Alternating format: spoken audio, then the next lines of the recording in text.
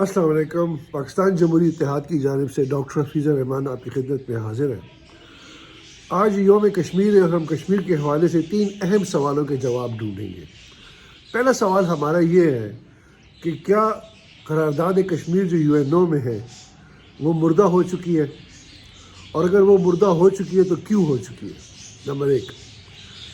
دوسرے سوال کا ہم یہ جواب ڈھونڈیں گے کہ ہم ہندوستان کو یہ کیسے مجبور کر سکتے ہیں کہ وہ کشمیر کے بارے میں آ کے ہم سے ٹیبل پہ بات کریں، کیونکہ وہ تو بات ہی نہیں کرنا چاہتا۔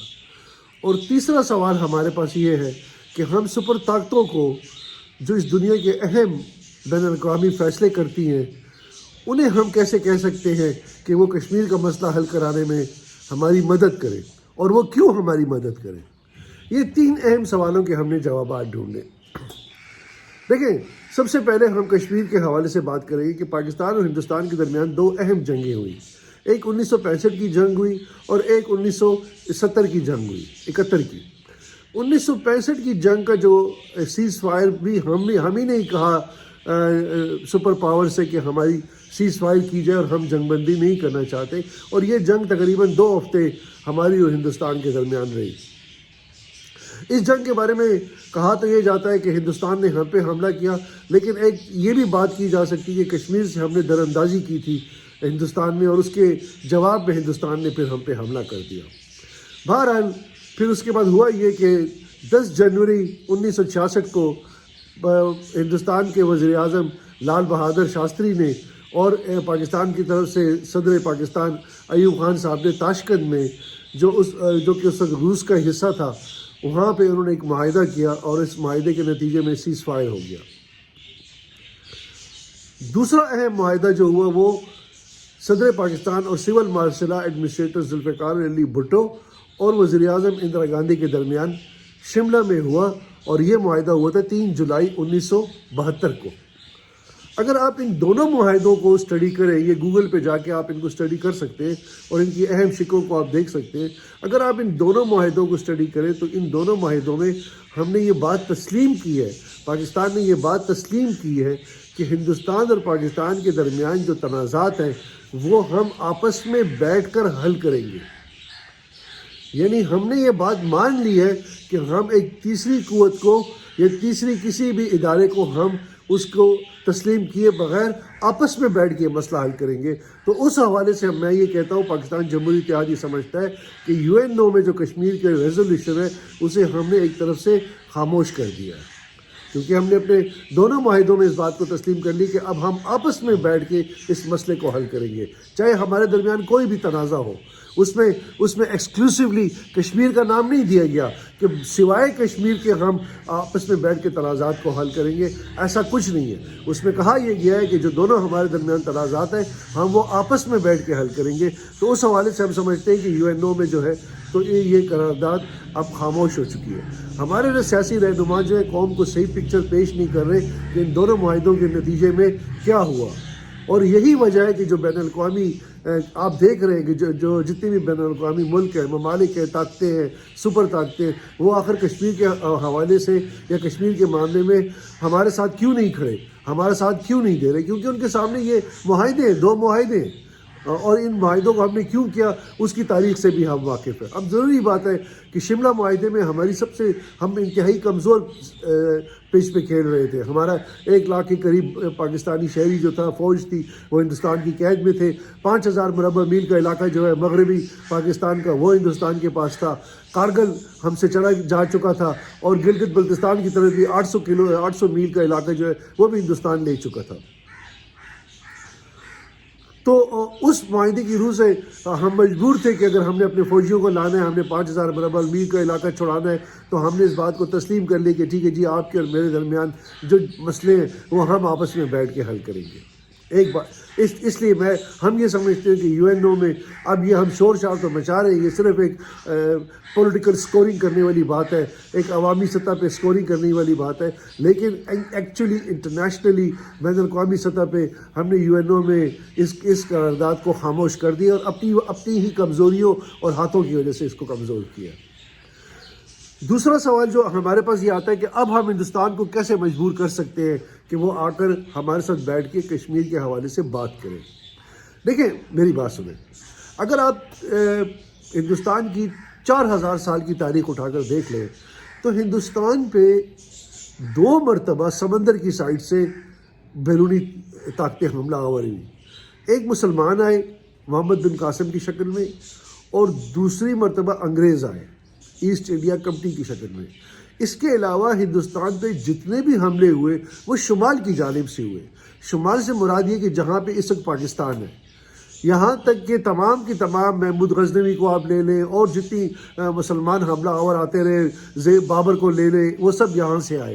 یہاں تک کہ یورپین جو جنرل تھا الیگزینڈر دی گریٹ, سکندر اعظم, وہ بھی اس راستے سے ہندوستان میں داخل ہوا. تو ہم اس وقت پاکستان جو ہے ایک ایسی جگہ پہ موجود ہے, ایک ایسی جگہ پہ کہ جہاں پہ ہم ہندوستان کے لیے حفاظت کا کام کر رہے ہیں, اور ہم نے کیا ہے. حالیہ تاریخ میں بھی اگر آپ دیکھیں تو جب روس افغانستان میں داخل ہوا تو روس کو روکنے میں پاکستان کھڑا تھا اس کے سامنے, یا پاکستان کی سرزمین کھڑی تھی, پاکستان کے عوام کھڑے تھے, چاہے وہ الائی کی شکل میں کھڑے ہو, اتحادی کی شکل میں کھڑے ہو, لیکن پاکستان ہی عملاً طور پہ ہندوستان کو پروٹیکٹ کر رہا تھا روس کے کمیونزم سے. جو آج ہندوستان کی جو جمہوریت پھل پھول رہی ہے اس کا سہرا, اس کی حفاظت پاکستان نے کی ہے. یہ احساس دلانا ہے ہندوستان کو. اور دوسرا جو دہشت گردی ہو رہی ہے اس دہشت گردی کو بھی پاکستان نے روکا ہوا ہے. پاکستان کی افواج, پاکستان کی پولیس, پاکستان کی عوام اس افغانستان کی طرف سے ہونے والی دہشت گردی کا مقابلہ کر رہی ہے. اگر یہاں پاکستان نہ ہوتا, ہم تھوڑی دیر کے لیے یہ سپوز کرتے ہیں کہ پاکستان نہ ہوتا, تو یہ دہشت گردی, یہ روس کا حملہ آور ہونا, اس کو ہندوستان براہ راست اس کا سامنا کر رہا ہوتا, اس کا براہ راست سامنا ہندوستان کی عوام کر رہی ہوتی. تو پاکستان ایک قسم کا بفر زون بن گیا ہے انڈیا کے لیے. ہم انڈیا کی اب وہ فصیل ہے کہ جو شمال سے آنے والے ان کی 4000 سال تاریخ کی جو 4000 سال سے جو ان پہ حملے ہو رہے ہیں, ان حملوں کو اب ہم برداشت کر رہے ہیں, ہماری افواج برداشت کر رہی ہے, ہماری سیکیورٹی ایجنسیز برداشت کر رہی ہے, ہمارے معصوم بچے اور ہمارے جوان برداشت کر رہے ہیں. تو یہ ہم ہندوستان کے لیے ایک بہت بڑی قربانی دے رہے ہیں. ہم نے ہندوستان کو ٹیبل پہ بٹھا کر یہی بات کرنی ہے کہ ہماری موجودگی سے آپ کو سکون اور آپ امن سے آپ ترقی کر رہے ہیں. اگر ہم ان لوگوں کو سیف پیسج دے دیں, فرض کرتے ہیں کہ اگر ہم یورپ اور امریکہ کے الائی نہیں رہتے, ہم ان کے الائی رہنے سے انکار کر دیتے, تو پھر تو طالبان کی ہمارے خلاف دہشت گردی ختم ہو جائے گی. تو جب وہ دہشت گردی ختم ہو جائے گی تو ہم انہیں آنکھ مار سکتے ہیں, ہم انہیں تھپکی بھی دے سکتے ہیں کہ جناب اب ہم آپ کو راستہ دیتے ہیں, آپ جائیں اور یہ خودکش دھماکے جو ہیں کشمیر میں کریں, آپ یہ خودکش دھماکے دہلی میں کریں, آگرہ میں کریں, کلکتہ میں کریں, بمبئی میں کریں, ہمارا کیا ہے. آپ افغانستان سے آئے اور آپ وہاں جائیں, ٹھیک ہے, ہم یہ کر سکتے ہیں, یہ بارگیننگ ہو سکتی ہے. تو ہم انڈیا سے بیٹھ کر اس بارگیننگ کی بنیاد پہ یہ بات کریں کہ جناب کشمیر کو آپ ہمارے ساتھ بیٹھ کے سالو کریں. ہم کب تک آپ کو بچاتے رہیں گے, ہم کب تک آپ کی حفاظت کرتے رہیں گے, ہم کب تک آپ کے محافظ رہیں گے. 2 باتیں. تیسری بات کہ سپر پاورز کو ہم کیسے یہ مجبور کر سکتے ہیں کہ وہ ہمارے اور ہندوستان کے درمیان کشمیر کے مسئلے کو حل کریں. دیکھیں, ہم اس وقت سپر پاورز کے لیے ہم نے امریکہ کے لیے اور یورپین کے لیے, نیٹو کے لیے اور ان کے اتحادی بن کے ہم نے بے انتہا قربانیاں دی ہیں. ہمارے پاس سب سے بہترین تاریخ میں جو موقع آیا تھا وہ ضیاء الحق کے دور میں آیا تھا. ضیاء الحق کو چاہیے تھا کہ وہ اس وقت یہ ساری سپر پاورز جو یہ ہمارے پاکستان کے قدموں میں بیٹھے ہوئے تھے کہ ہم ان سے یہ کہتے ہیں کہ ہمارے لیے آپ کشمیر کا یہ مسئلہ حل کر کے دیں تاکہ ہم سکون کے ساتھ آپ کا ساتھ دے سکیں. لیکن ہم ڈالر لے کر خاموش رہے, ہم ڈالروں پہ ہی ناچتے رہے اور خوش ہوتے رہے, کیونکہ ہمارے پاس ویژنری لیڈرشپ کبھی بھی نہیں رہی. ہمارے ہاں یہ بدقسمتی رہی ہے کہ پاکستان کے پاس ویژنری لیڈرشپ نہیں رہی. اب یہ ہو سکتا ہے کہ ہم ابھی بھی ان کے الائے ہیں, تو ہم ان کے الائے ہونے کے ناطے ہم انہیں یہ کہہ سکتے ہیں کہ جناب اگر آپ ہمیں اپنا اتحادی سمجھتے ہیں تو ہمارا یہ مسئلہ حل کریں. اس مسئلے کے ہاتھوں ہم ترقی نہیں کر پا رہے, اس مسئلے کے ہاتھوں ہم غربت کا شکار ہیں, اس مسئلے کے ہاتھوں ہماری عوام جو ہے وہ پریشان ہے. تو ہم اتحادی اور سپر پاور کو یہ کہہ کر مجبور کر سکتے ہیں, اور یا پھر دوسری صورت میں انہیں کہ ٹھیک ہے پھر ہم آپ کے اتحادی نہیں رہنا چاہتے, اگر آپ ہمارے مسئلے حل نہیں کرتے, آپ اپنے مسئلے تو ہم سے حل کروا رہے ہیں لیکن آپ ہمارے مسئلے اگر حل نہیں کرتے تو پھر ہمارا آپ کے ساتھ اتحادی رہنے کا کوئی جواز نہیں بنتا. چوتھا حل کیا ہے, ایک اور بھی اسپیکٹ ہو سکتا ہے. واجپئی صاحب نے, مرحوم واجپئی صاحب نے ایک تجویز دی تھی. ایک تجویز ہمیں یہ دی تھی کہ ہم ہندوستان اور پاکستان کے درمیان بارڈرز کو کھول دیں. پاکستان جمہوری اتحاد اس تجویز کی حمایت کرتا ہے۔ دیکھیں ہم آپ کے ساتھ منافقت والی سیاست اور پوائنٹ سکورنگ کرنے والی سیاست نہیں کرنا چاہتے۔ ہم آپ کے کشمیر ڈے منا لیا، نعرے لگا لیے، ریلیاں لگا لی اور پھر سارا سال چپ کر کے گھر بیٹھے رہے، یا جمعہ کشمیر منا لیے۔ جمعہ کشمیر منانے والی حرکتیں ہم نہیں کریں گے۔ ہم آپ کو صاف اور ستھری بات کریں گے، اسٹریٹ فارورڈ بات کریں گے، جو سچ ہے، جو حقیقت ہے اور جو فیکٹ ہے، ٹھیک ہے، وہ بات کریں گے ہم آپ کے ساتھ۔ واجپئی جی کی تجویز یہ تھی کہ جی سرحدوں کو کھول دیتے ہیں، نہ کشمیر آپ کا نہ کشمیر ہمارا، یہ بھی ایک بہترین حل ہے۔ لیکن پاکستان جمہوری اتحاد ایک اور بات کرنا چاہتا ہے۔ پاکستان جمہوری اتحاد یہ کہتا ہے کہ نہ صرف یہ سرحدیں کھولی جائیں بلکہ پورا سارک ریجن جو ہے ان کی سرحدیں کھولی جائیں۔ اگر ہم سارک ریجن کی ہر سرحدوں کو کھول دیں، میں آپ کو یقین دلاتا ہوں کہ یہ یورپین یونین یا امریکہ یہ ہم سے پیچھے رہ جائیں گے۔ یہ سارک ریجن جو ہے، یہ سارک ریجن کی جو سرحدیں یہ اتنی رچ ہے، اتنا رچ ہے یہ ایریا ہر لحاظ سے، ہر ٹریڈ کو آپ لے لیں، ٹورزم کو آپ لے لیں، ہر ٹیکنالوجی کو آپ لے لیں، کہ ہم میں سے کسی پاکستانی، کسی ہندوستانی، کسی بنگلہ دیشی، کسی نیپالی، کسی کو بھی باہر جانے کی ضرورت نہیں ہے۔ ہم اسی سارک ریجن میں بیٹھ کر ایسی زبردست قسم کی ایک سپر پاور بن سکتے ہیں کہ آپ دنیا حیران رہ سکتی ہے۔ ہمارے پاس ذہانت ہے، ہمارے پاس محنت ہے، ہمارے پاس وسائل ہے، ہمارے پاس سب کچھ ہے۔ تو ہندوستان پاکستان کو بیٹھ کر، ان کی لیڈرشپ کو بیٹھ کر یہ بات کرنی چاہیے، اور انشاءاللہ تعالیٰ پاکستان جمہوری اتحاد کو موقع ملا تو ہم سارک ریجن کے درمیان سرحدوں کو ختم کر دیں گے، پاسپورٹ ختم کر دیں گے، ویزے ختم کر دیں گے، آزادہ آنا جانا ہوگا جسٹ لائک یورپی یونین۔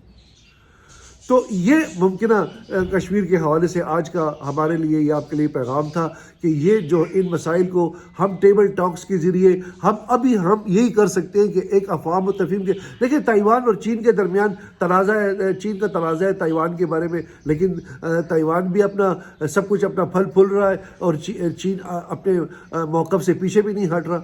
تو یہ ہوتا ہے، قوموں کے درمیان ایسا ہوتا ہے کہ افہام و تفہیم سے بات چیت کو آگے بھی بڑھایا جاتا ہے۔ دشمنی ہم افورڈ نہیں کر سکتے۔